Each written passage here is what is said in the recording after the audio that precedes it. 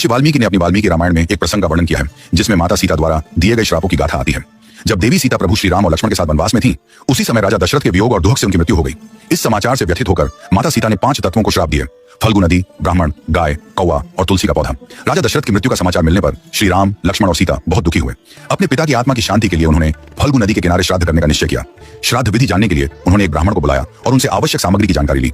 श्री राम ने लक्ष्मण को सामग्री लाने के लिए भेजा और स्वयं भी खोज में निकल पड़े। माता सीता अकेली रह गई।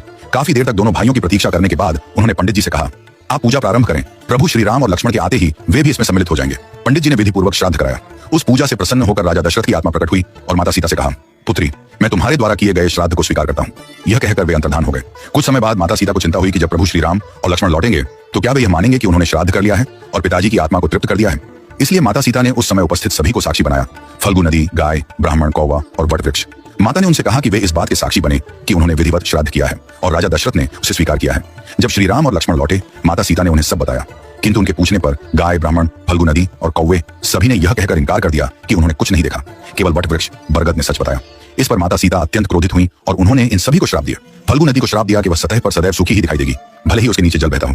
ब्राह्मण को श्राप दिया कि चाहे उन्हें कितना भी दान मिल जाए, परंतु उनकी लोभ वृत्ति समाप्त नहीं होगी और वे सदैव दरिद्रता से घिरे रहेंगे। गाय को श्राप दिया कि वह हर घर में पूजनीय तो होगी, लेकिन उसे दर दर भटक कर लोगों का झूठा अन्न खाना पड़ेगा। कौवे को श्राप दिया कि वह सदैव झगड़ कर ही अन्न प्राप्त करेगा। तुलसी को श्राप दिया कि वह कभी भी गया की मिट्टी में नहीं उगेगी। वहीं दूसरी ओर वट वृक्ष, जिसने सत्य कहा था, उसे माता सीता ने वरदान दिया, हे वट वृक्ष, आज से पतिव्रता स्त्रियां अपने पति की दीर्घायु की कामना के लिए तुम्हारी पूजा करेंगी। इस प्रकार माता सीता के इन श्रापों और आशीर्वाद का प्रभाव आज भी परंपरा में माना जाता है।